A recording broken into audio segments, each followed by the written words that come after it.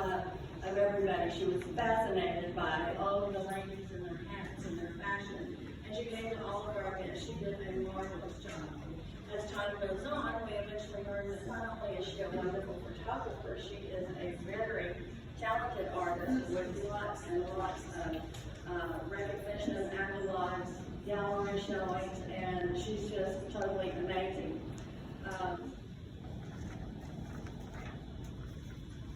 That's Laura's table. Let me switch to medium page. She has done many mediums, from surreal to surreal, and they're there. And she's an amazing portrait artist, whether it's in color like you see here, or her charcoals. And I called Neka and I said, we're going to be able to present this painting, and I just wanted to get your thoughts on it. And what inspired you to paint Laura? Was it the fact that she has the same last name as your mom, Sistrunk, who was also a Neka? And or was that just a coincidence? And this is what she gave me, and I'm going to read it. I think there are no such thing as coincidences. Laura Sistrunk and my dear departed mama, Nan Russell Sistrunk, became fast friends as soon as they were introduced, since they both married extraordinary Sistrunk men who may or may not have been related in their ancestry. We don't know. I loved watching them talk and talk with their eyes sparkling like teenage girls, chattering about their boyfriends, about the past, in spite of the fact that they were octogenarians. Laura had an interesting, somewhat eclectic fashion aesthetic, with the common element of absolute class.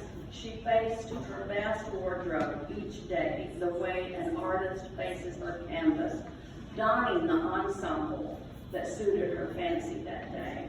I have always delighted in seeing the attires of the unique, spirited, and glamorous women of the Women's Club, which as an artist and photographer delighted me to know in.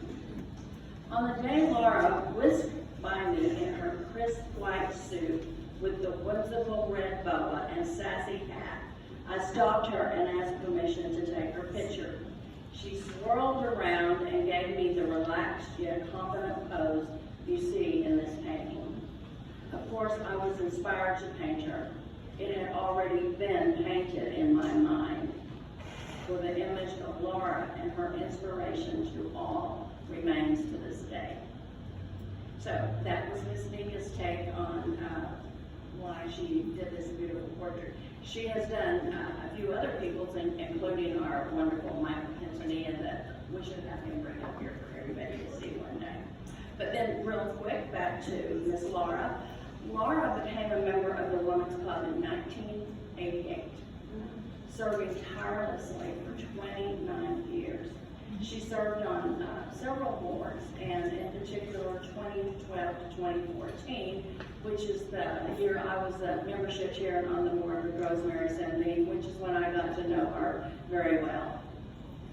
She was an enthusiastic participant at any event, whether she was wearing a sexy flapper dress or an angelic poodle skirt. She always delighted everyone with her choice of attire. But mostly, she was known for her hats and her classic and elegant style, but with a little bit of sass. Although, let's see, she did so much for the club in her 29 years to keep it healthy, stable, and growing. Laura loved this mansion. She loved the history. She believed in the purpose of this club, and she supported it staunchly for those 29 years. Her tireless support, whenever needed, was well known. Always amenable to requests for financial support to finish mandatory improvements, including finishing the elevator purchase. And she wrote the final check that finished the completion of the driveway under the portico chair and back of the house, and so much more. But her generosity continues to this day in the form of a $150,000 endowment that collects interest annually that is used to go into the restoration fund with the endowment remaining intact, never touched, as per her instructions. After we lost dear Laura, her clothes were brought to the mansion. Over $1,000 were purchased by the Women's Club members, and that amount went as an additional scholarship to a recipient at the San Antonio College that year, which would have been 2017, in her name. Although Laura was never president, the club and the current board wanted to honor this grand dame, and they have agreed to have this beautiful painting of Laura hanging in the president's room. I do think it's a well-deserved honor. And